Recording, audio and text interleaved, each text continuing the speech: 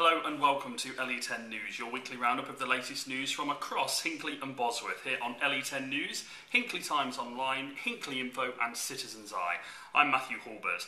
Coming up on this week's programme, Barwall's new community centre opens, a plea from a local carnival association, and schools achieve sporting success.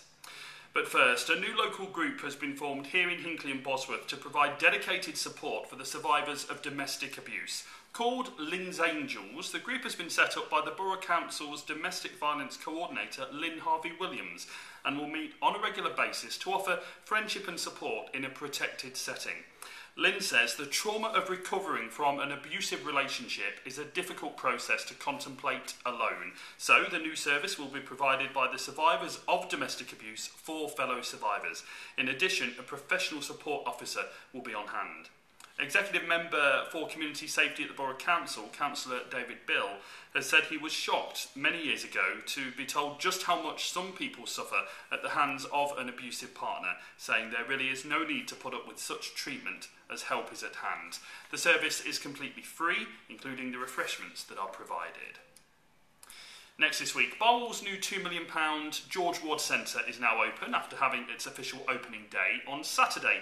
At the heart of the village, organisers hope it'll be a focal point for local community activity. It has a sports hall, a youth room and a number of meeting rooms. It's named after the former boot and shoe trade employer and Member of Parliament, who is also a well-known philanthropist in Barwall and Earl Shilton.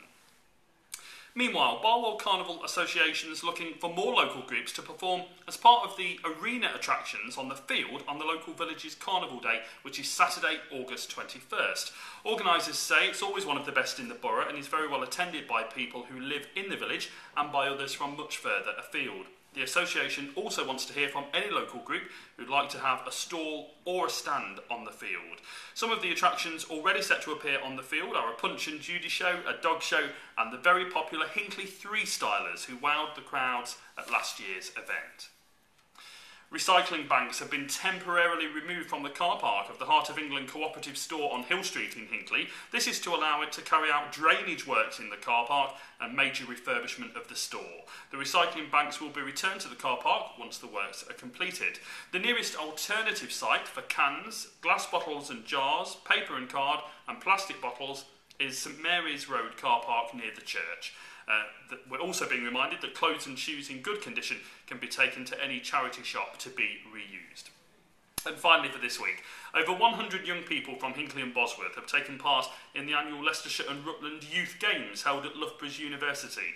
They were competing against teams from the other 8 districts and cities in Leicestershire and Rutland, and with the 2012 Olympic Games and Paralympics just 700 or so days away now, there could not have been a better time to inspire young people to get involved in competitive sport.